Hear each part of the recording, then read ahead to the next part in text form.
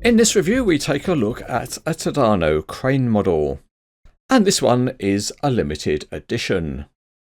The box tells us it's in the colours of Sarens, which is the Belgian heavy lifting specialist, and the model is a Tadano. It's the AC 4.080. There's no picture of it on the box, but if we look at the back, we can see that this model is made by IMC. Let's weigh it up. Straight to the weighbridge it goes, and the box weighs in at 3 pounds 5 ounces, which happens to be just over 1.5 kilograms. We swiftly move on to open a box so we can see what's inside. As usual, there are a pair of trays. They are marked top and bottom, and it comes with a manual, and we'll have a look at that in just a moment. Sometimes packaging is nice, and this is one of those times because the trays are nicely clipped together so there are no tapes to cut.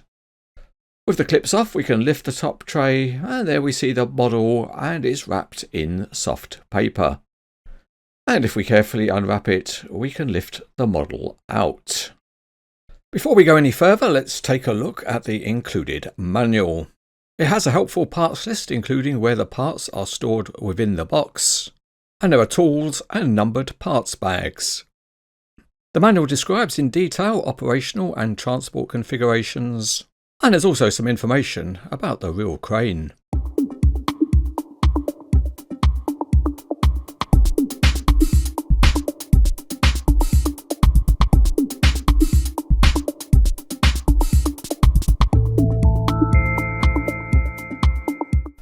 For the assembly part, we'll put the crane into a transport mode. And firstly, we can add a ladder onto the deck, and then follow that up by the counterweight slabs. And in transport mode, these are carried in the middle of the machine to balance out the load on each axle. There's a small piece of equipment we can fit to the boom head, and that's a simple plastic part which just presses in. For transport, we need to attach the hook block at the front of the cab, and to do that we'll let some rope out from the winch drum first.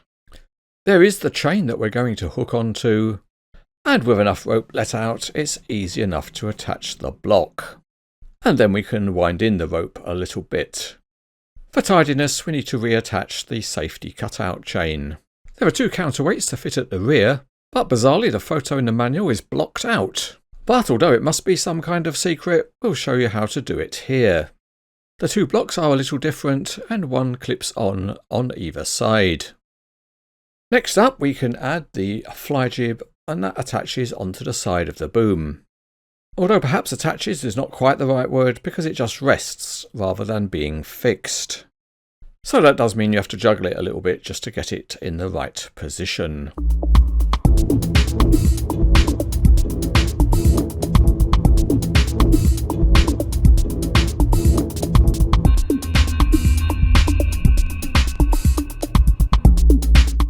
Looking underneath the crane, and the chassis is very detailed.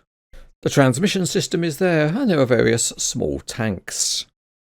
And if we look at the big road tyres, they have a decent tread pattern.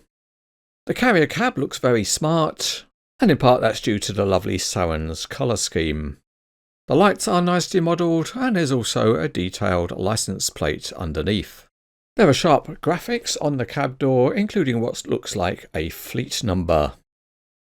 A plus point of the detailing are the many small graphics, and these always give a model an authentic look. The tyres don't have any branding, but the wheels themselves are detailed, and there's a rigid black skirt above them. The crane cab also looks impressive with its many detailed graphics.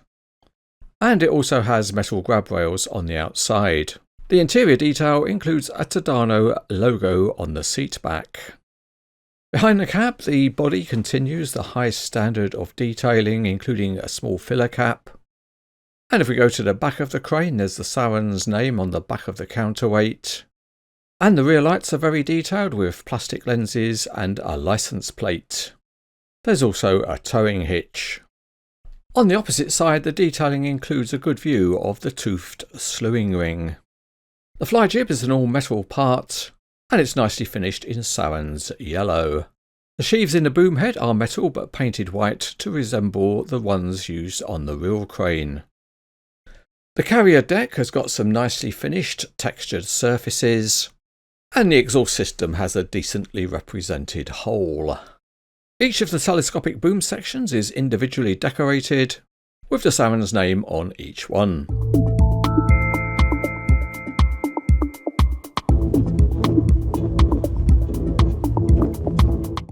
We are back underneath, and the first thing to look at is the steering. There is a steering linkage on the axle pairs, but in reality this has very little effect, and each of the axles can be steered independently. Each of the axles also has sprung suspension. So with that said, let's go out onto the Cranes Etc. superhighway, and the model is not the smoothest rolling, and not each axle is fully grounded on the review model. We'll set the steering to a moderate angle, which is really all it can achieve, but it's also not so comfortable rolling along when steered. But one thing that does check out alright is the suspension, and that performs very decently. Let's assume we've arrived on site and we want to set the crane up. So the first thing we'll do is to pull out the outriggers and get them set down. They simply unscrew, but they do leave a visible screw thread. But nice metal spreader plates are included. A nice feature is that there are 4 working deck ladders that can be pulled out and set down, and these work well. Next it's time to unhook the hook, and then we can lift the boom. It is super smooth because the ram jacket is metal, and you secure the piston extension you want with a very thin Allen key, and that operates on a tiny grub screw. The crane cab has a feature which is a pull-out walkway plate, but the cab doesn't tilt because Tadano cranes have internal tilting. You can rotate the crane fully over the counterweight block in its transport position, and to attach the counterweight block you lift it up and slide it slightly sideways to lock into position. The model also comes with a Sarens load plate that you can put on the hook, and that's useful for keeping tension in the rope.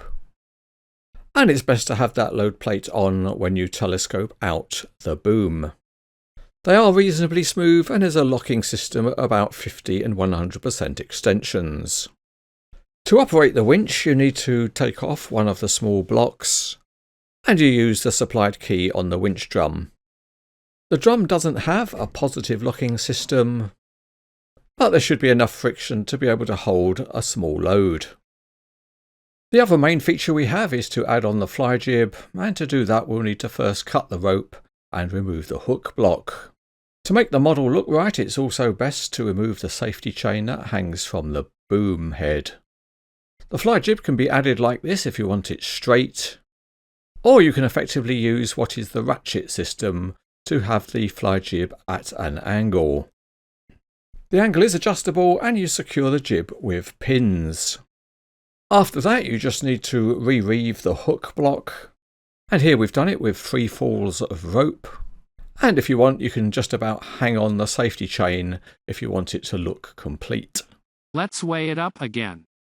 With the crane on the weighbridge it comes in at just about 2 pounds 4 ounces, or just over 1 kilogram. Time for a dim check. With the telescopic boom fully extended it's quite tall, and it's about 40 inches or 102 centimetres. And depending on the angle, the fly jib gives you another 10 centimetres or so.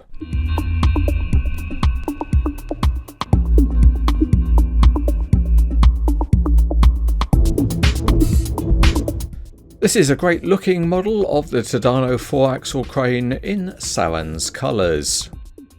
In addition to the very nice colour scheme, there's some excellent detailing, with all of the small graphics giving an authentic look. Although the functionality is not flawless, it is good enough to be able to pose the model in many different ways. This is a lovely addition to a Sarens collection, and it's good enough to be rated as excellent.